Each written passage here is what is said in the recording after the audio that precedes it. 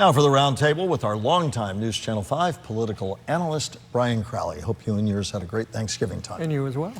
Set the table for us, politically or otherwise. The forum and table, as always, my friend, are yours as we look forward and to what's going to be a busy and historic 2024. Well, this may be shocking. There's nothing going on politically, so we can kind of wrap it up right now. Oh, good, good. We're done. We'll move on to 2025. I mean, it changes every 5 minutes, right? You know, so... actually, one of the biggest events we have coming up, and I have to say I'm still sort of mystified by it, is the fact that Ron DeSantis and Gavin Newsom on November 30th are going to have a 90-minute debate on Fox with Sean Hannity, no audience.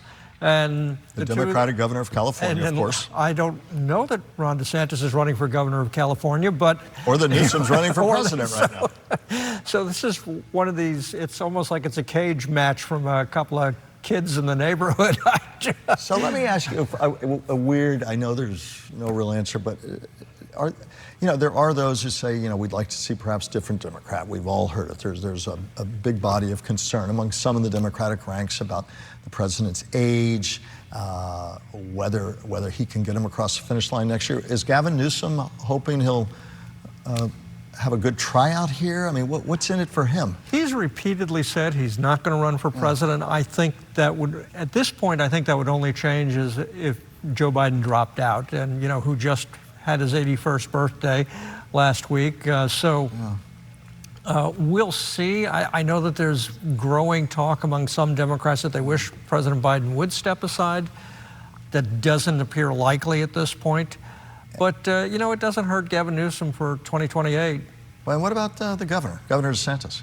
What's in it for him? I think he wants to show that he can take on Democrats. Mm-hmm. It's one thing to talk about taking on Charlie Crist in the last governor's race, but nobody really expected Charlie Crist to win anyway. So, but, to looking at Gavin Newsom, governor of the largest state, a guy who is looking at perhaps the White House someday, who arch progressive and an arch conservative. They both have taken on each other over the last couple of years on issues. So, it's just another element of a very unusual election year. Talk about that election year upcoming. Of course, you've got two Floridians. The adopted Floridian now makes Florida his permanent home when he's not in Bedminster or flying around. Of course, Mar-a-Lago, the former president, Donald Trump, Ron DeSantis. Florida will be front and center one way or the other next year. Talk about how things begin to roll out. We're getting that much closer as we point toward the new year. January 15th, the Iowa caucus will be here. The Governor DeSantis, has shoved all his chips to the middle of that table, even though you've argued over many years, and Brian's been Iowa, New Hampshire. In fact, I think they've named roadside grills. You used to cover politics there so often. But the truth is, though, Brian, Iowa's not decisive, but it can be in terms of the optics. Governor DeSantis has to hope he'll do quite well there with Nikki Haley surging, with the fact that both of them are likely to trail well behind the former president. So try and unspool all that for us.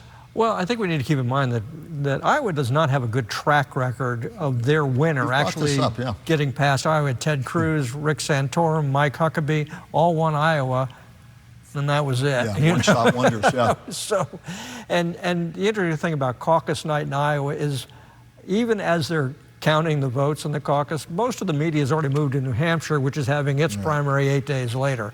And a lot of that, so the focus immediately switches to New Hampshire. One of the, Ron DeSantis, one of the criticisms of the Ron DeSantis campaign was he wasn't going after Trump enough. But we've seen a change in that in the last couple of weeks.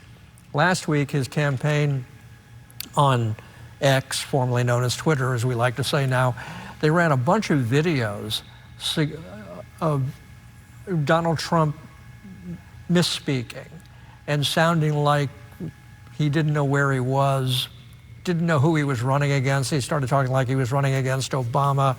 He talked about being in the wrong city, in the wrong state. And they're starting going after his competence, suggesting that Donald Trump is too old and not mentally fit. So I guess the voters may have to choose against two people who are being considered too old and not mentally fit.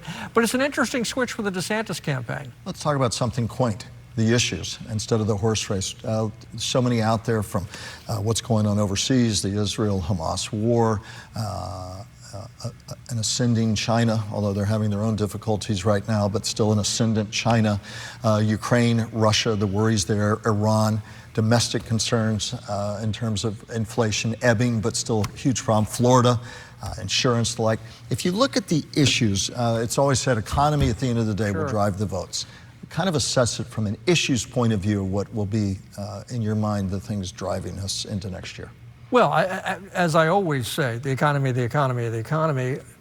Now we have to add foreign affairs, Israel, Gaza, the horror that's going on there, not going to settle anytime soon. Even with the release of some hostages, there's no fix in the near future for what's going on. And I think toss Ukraine into the mix, and then just the normal issues, China, the border, all those kinds of things. And I think we might start seeing that people starting to look at folks that have a little more foreign policy experience, and that may be one of the things that seems to be helping Nikki Haley. A lot of the reasons that Ron DeSantis has been slipping is because he's not a very good campaigner. He doesn't exude the kind of personality that people often look for. But I think the foreign policy thing, where he has no real experience compared to Nikki Haley, may help Nikki Haley along the way. And the former president, briefly before break, for him, a year like no other coming up. You know, Donald Trump is a cult figure. People love him because they love Donald Trump. It doesn't matter what he says or does on most issues. They all but worship him, and it's still going to be tough for whether it's Ron DeSantis or Nikki Haley that move forward after the early primaries and caucuses to defeat Donald Trump. As always, Brian, the perspective so appreciated, and we'll have your closing thoughts coming up in just a moment.